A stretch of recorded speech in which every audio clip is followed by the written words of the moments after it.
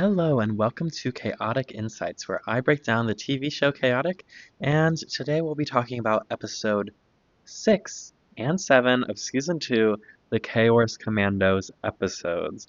So grab a snack, start your laundry, and we'll dive right in.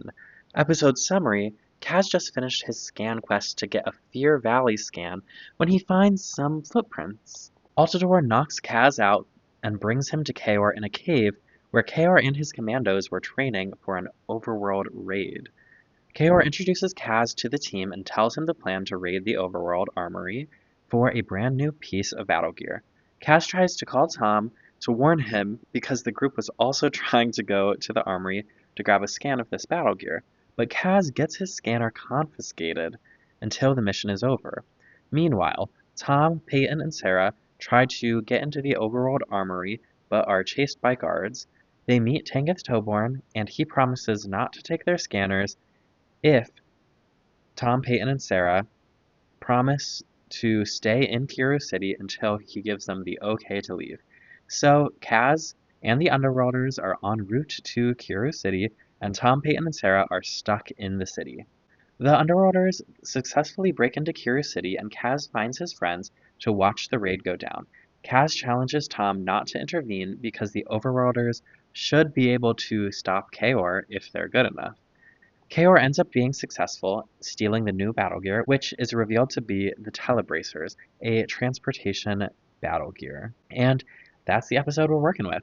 So, analysis. This episode feels like a big two-part episode that introduces a lot of characters and brings back old ones, and it helps you to familiarize yourself with these characters and some of the newer cards and newer releases. So some of those new characters are the Commandos themselves, Altador, Swassa, Dindion, and Narfall, all of which they all have a card except for Dindion for some reason, I believe.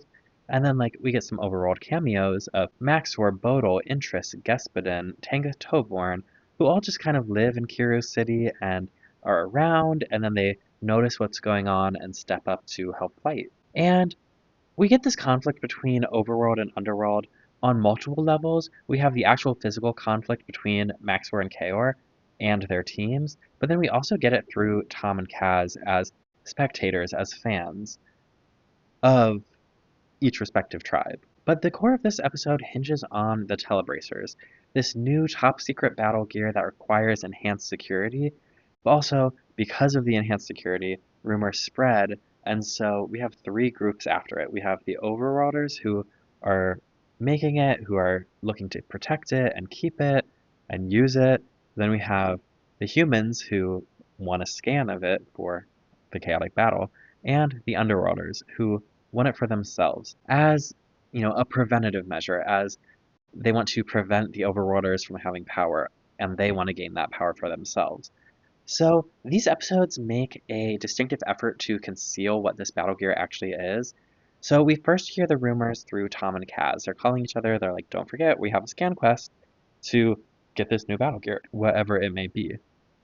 Then we have Chaor creating a mission specifically to steal it, which builds the stakes. It's not just a new battle gear, it's something that's worthwhile for the Underworlders to go after. And then we have, increased security in Kiru City and the promise for the humans to not leave, which, bumps up those stakes a little bit higher, surrounding this mystique for the battle gear. They build this hype, they build this mystique until we eventually catch a glimpse. And when we catch a glimpse, we don't know what it does. We don't know what they're called. And then we get to see what they do.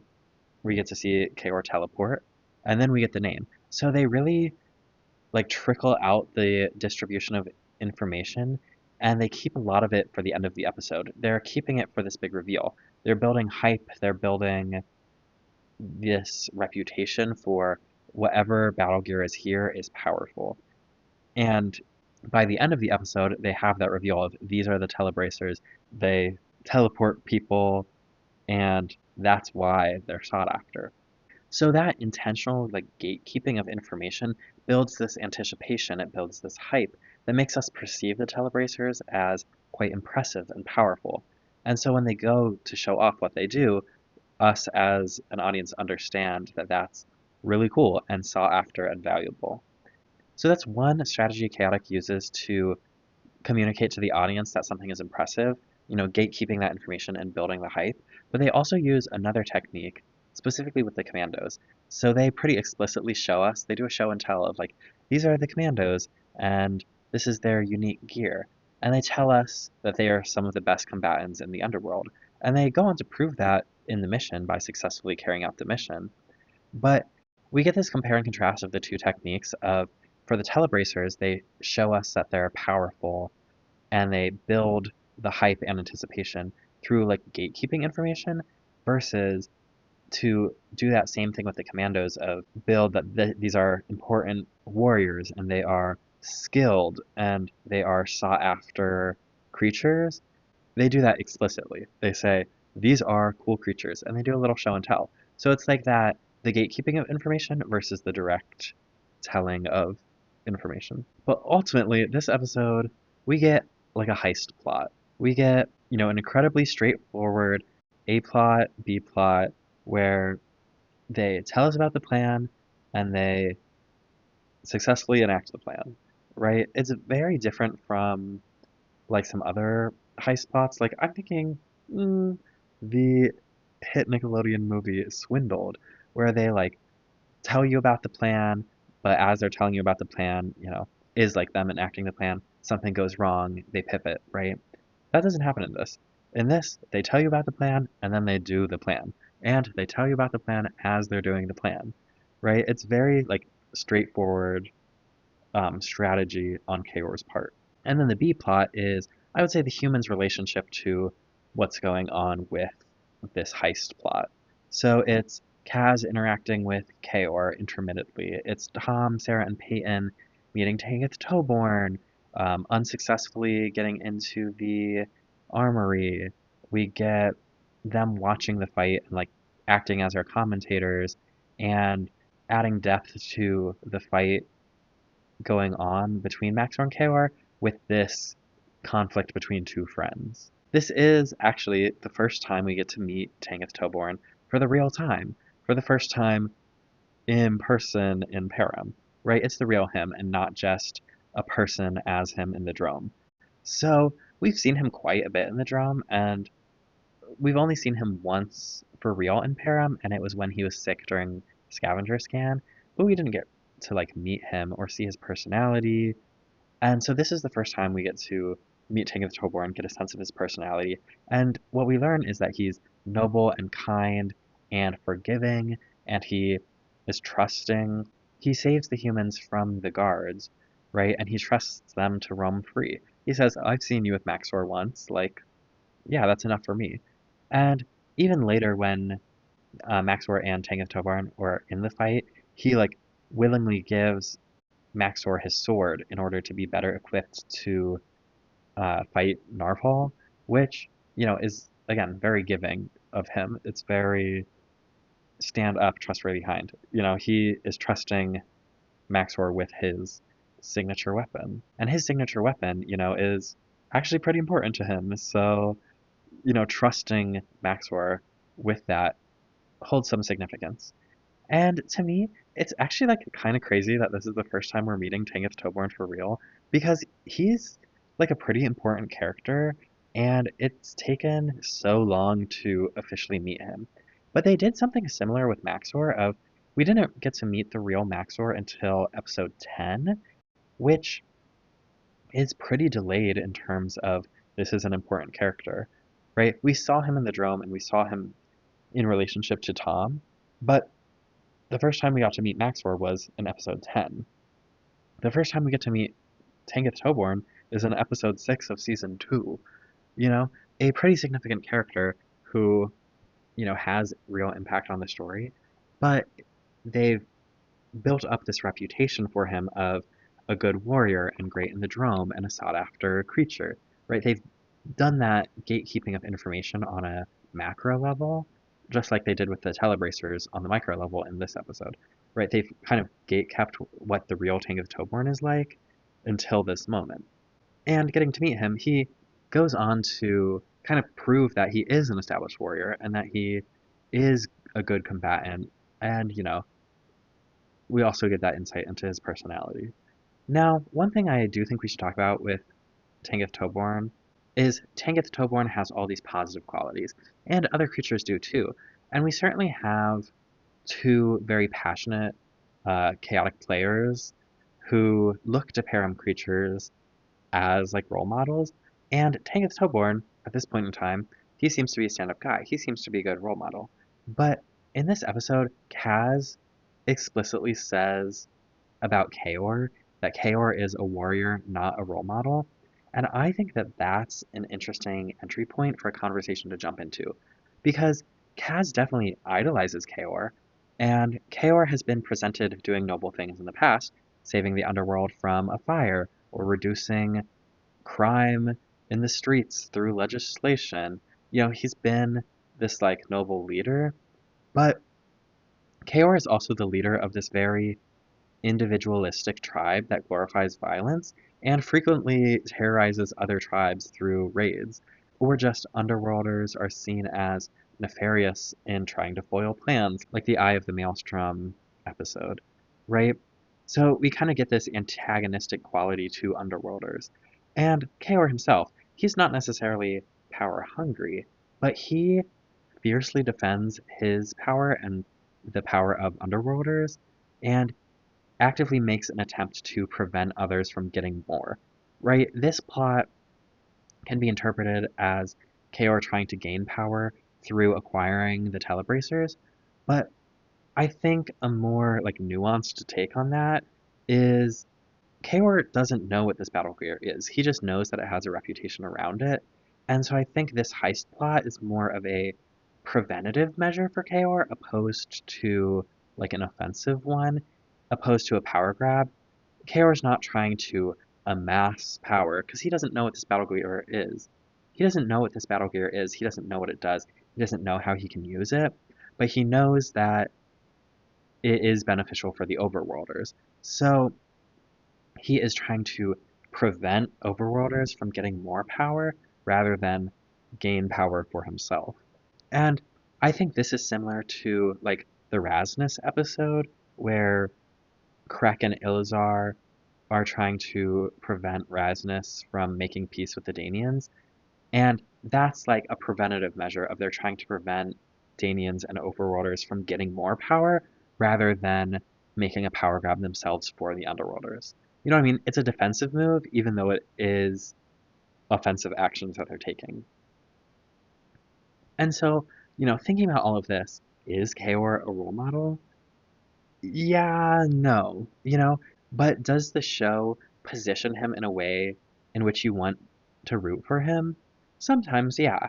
And Chaotic really is a show about like seeing nuance on opposing sides. And this is like kind of where the cognitive dissonance of rooting for Kaz is, but then not rooting for Kaor. And I think like this episode highlights how this episode doesn't want us to be rooting for Kaor.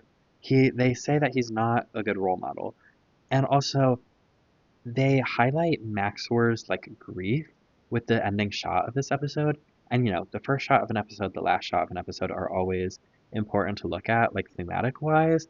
And so the last shot of this episode is Tom's face that gets cross dissolved into Maxor's face, like looking out into the distance and feeling like grief over the fact that the overworlders lost this battle and, contemplating what the ramifications of that might be.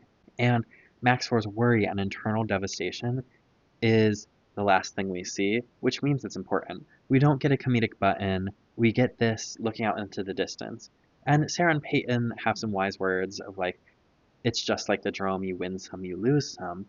And Tom and Maxor have to grapple with the fact that they lost. You win some, you lose some, and in this instance, they lost. And so it is implied that Kaor is going to use the telebracer technology to increase devastation and frequency of raids, which will make life worse for other tribes. And so I guess like Kaz is right. Kaor isn't the intended role model, or his character isn't intended to inspire you to do good deeds necessarily, right? But he also isn't like meant to inspire you to commit a heist with large political ramifications. You know, But seeing this episode through Chaor's perspective does help to like humanize and familiarize yourself with his perspective, and it adds to the through line of seeing nuance in opposing sides. Because just because we're seeing this story through Chaor's perspective, and we're seeing it mainly through Kaz's perspective, who spends all this time with Chaor, doesn't mean that he's in the right. Like, Chaor's win here does even the playing field. From the last time we saw Maxwell and Chaor fight in real life was the Maze of Lysik, which is referenced in this episode. And so, we have one win for the Overworlders and we have one win for the Underworlders. It levels the playing field. And is Chaor a role model? No, right? He's doing bad things, with playing a heist and, you know, playing with political ramifications. But is he necessarily a villain in this episode? No, because he's like taking preventive action. And I don't know. You see him defending himself, but also like trying to grab power. See, there's nuance. There's nuance here. But like character-wise, are you supposed to reflect Chaor's actions here? No. But that doesn't mean that you can't root for him if you want to. And I think there's that duality there of Kaz is rooting for Chaor and Tom is not. And in this episode, you get the choice of like, are you aligning more with Kaz and are you aligning more with Tom?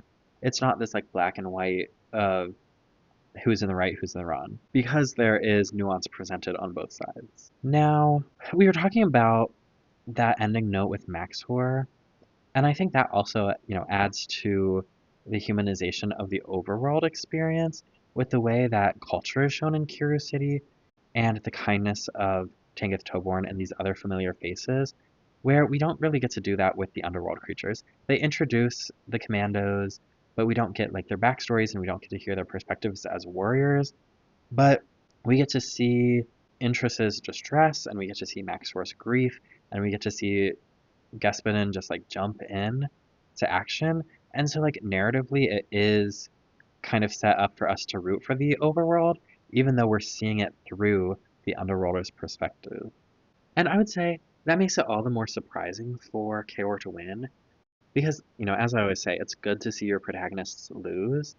And in this episode, it's kind of set up for Kaz and Chaor to be the protagonists of this episode.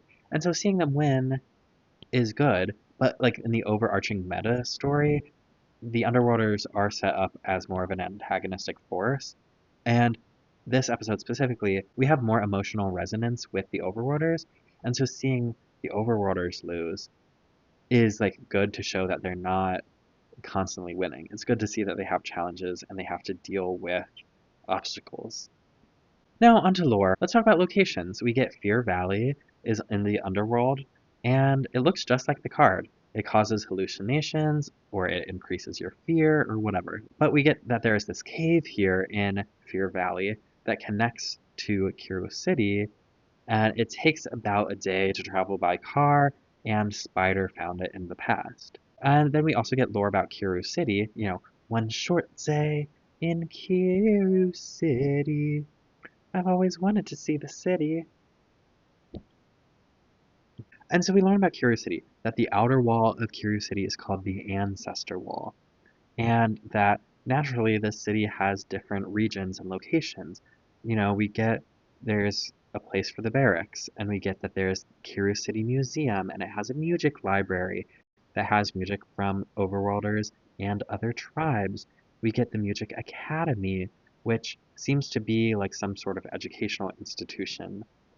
And, the museum, the library, the academy makes this feel like a real city, and it makes it feel like they have public works and public resources, and that it's more than just a place to live. Like, it is a place to be. Some other lore we get Olkiex's debut, who is Bodil's assistant, and this is the first time we see them together, and it's the first time we see Olkiex. Also, first time we see another employee at the Overworld Arsenal. So, Tom has chosen to continue his employment at the Arsenal, and he works there from time to time in exchange for scans, and that's all fine and good.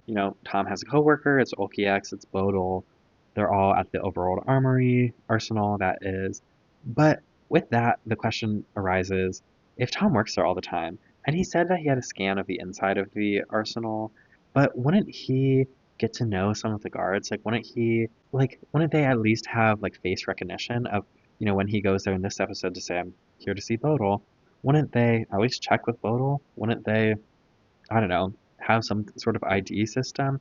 It just seems strange that these guards immediately turn on him, especially because he has this repertoire and, you know, employment at this location. Some other lore we get in this episode is that the Underworlders stole an invisibility machine from the Mepedians, which gives us insight into more politics that Underworlders raid Mepedians just like they raid other tribes, and that getting the telebracers will only make it easier for Underworlders to enact these raids, but that it gives us insight in that Mepedians have like invisibility technology, not just for themselves, like inherent biologically, but that they have technology to make other things invisible. And you would think that, it would be beneficial for these tribes to set up some sort of trade system to, curb the raids, maybe share the technology, but they're just not there yet. And finally, we get, the lore on the telebracers, that they exist, that they're powerful, what they do, they teleport creatures, and that is a big deal, and they want you to remember that. Why make a whole big episode about this gear specifically if they don't want you to know what it does? Think about it. On to fun facts and other notes. I think it's fun that Chaor calls Kaz Kazi in this episode, which is cute, and I think it's fun, and I think it shows the dynamic between the two of them and how it's progressed, and how, Kaz and Chaor, not just do they know each other now, but they're calling each other nicknames. Yay! I also think it's funny that the Underworlders painted the Overworlders on targets in the training cave, right? We have Nadrin, we have Interest, Tangus Toborn, and Maxor, and like all that time and effort it took to paint these beautiful portraits of the Overworlders just for target practice on wood, and it breaks after one attack. You'd think, beautiful artistry. Why not? Why not save these for, less destructive training? And we also get an animation change. I noted that flashbacks are now denoted with a ripple effect, whereas they used to be denoted with like that white vignette moment. But one thing that I want to talk about really is there's like this random shot in the middle of this episode when Tom and his friends are running from the guards away from the overworld arsenal, and we get this like random point of view shot where it's like bouncy handheld shot. It's supposed to look like you're running through the city. Point of view, it's like through Tom's eyes as if you're running and you like turn a corner. And my question is like, why did we suddenly make the world 3D? Like, it's kind of blink and you miss it. And honestly, it blends in like decently well. It's about 15 minutes into the first episode, and I swear it's 3D animation. Every once in a while they throw in just some like 3D objects. Like, I don't know if you remember the skeletal steed in that one episode. I'm like, that's 3D. This point of view shot, I swear, is 3D. And I might be crazy, and I definitely am, but not about this. Um, the reason why I think it is the way the shadows are in the windows, but it just like is rendered differently. And I have so many questions. One, why? Two, why? Really, my question is why? Because why are we dealing with like multiple animation styles at the same time? But also, I think it's cool and interesting. And just for like this little shot, if you have any insight on that, let me know. And also, while I was scrolling through the episode for finding that shot, I also have some like analysis on the first time we meet Tangus Toborn is a low angle shot, right? It's the camera is low, Tangus Toborn is high up, like looking over the crowd, if you will. And, he's centered, he's the focal point of the frame, it's balanced. And, having this low angle really evokes the regalness, the power that Tango Toborn has. And, that's kind of what, low angle does. It's supposed to make you feel small and give power to the subject. And I think that's interesting. And so I wonder if it would be interesting if I broke down more like camera angles in the future, or So far I've just been mentioning the ones that pop out to me, like an oblique angle, but this like very distinctive low angle is meant to give Tangus Toborn more power in the shot. So let me know if you would be interested in me like being more intentional about pulling shots to break down like that. But my final thoughts on this episode, all in all, is this my favorite two-part episode? No. But I like it. Like, I would call it solid middle tier. It has good action, decent story, but for me, the emotional stakes are a little underdeveloped, and like even the political ramifications are a little underdeveloped for me. I do like seeing the Telebracers, I do like seeing Tanith Toborn, both of which are building blocks for the future.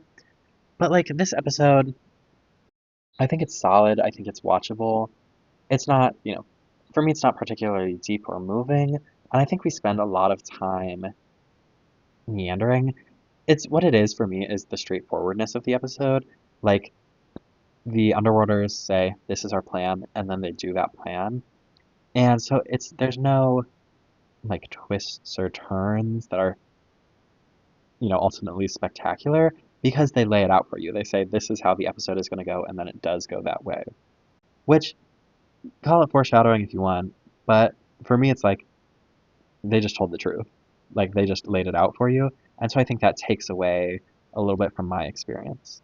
But let me know what you think if there's anything you caught in this episode or if you have any fun facts or analysis. I would love to hear it. With that, thanks for watching and I'll see you next time. Bye.